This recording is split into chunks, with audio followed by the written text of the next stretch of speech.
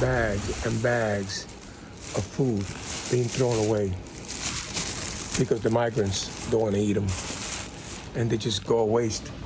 This is all food that is going to waste. This is insane.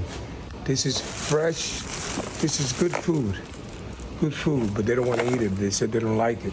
Now, what you just saw is this huge amount of food that's been thrown away daily at this big New York City hotel that's being used to house illegal immigrants. Now, according to this whistleblower, more than 36,400 have come to New York City in the last few months, and city officials have put them up in at least 14 hotels, one of them being The Row in Times Square. Now, that's where the pictures that you're seeing right now were taken. My next guest, Felipe Rodriguez, says that he's worked there since 2017, but now that illegals have taken it over, the place is complete chaos. And Felipe joins me now. Felipe, good to see you tonight. Now, when you say chaos, tell us what you mean. Fights, drugs, altercations, other violations? Good evening. Nice for you to have me. Thank you. The chaos that we see at the Row today is compiled by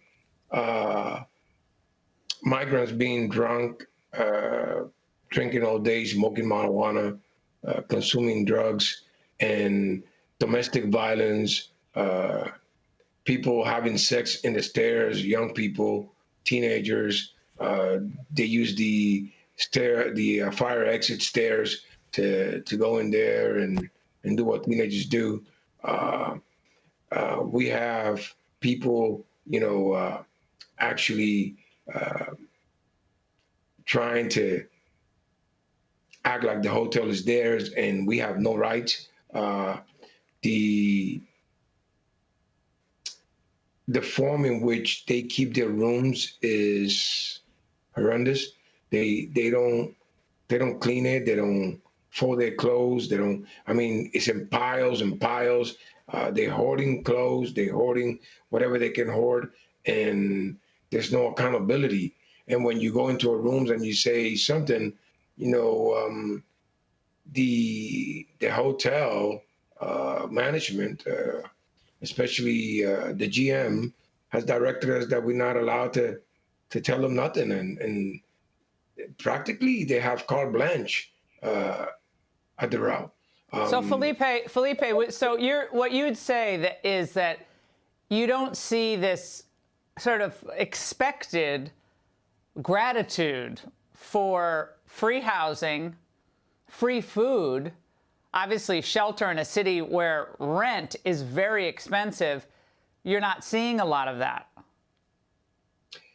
When there was a time in 2017 where I paid a lot of money to house my wife and my kids, and I paid cable, I paid gas, I paid light, I paid my car payments. There was a lot of stuff that I had to be responsible for. Fortunately for the migrants, they got the government of the United States to hand them carte blanche to pretty much do as they wish. They go in and out of the hotel at will. You got people sick in there. They're spreading all type of illnesses, chicken pox, COVID, what you may have, and nobody is telling them they can't do that. So right now, the ones that have all the power, the migrants, the hotel workers lost their power at the hotel. The GM doesn't have our back.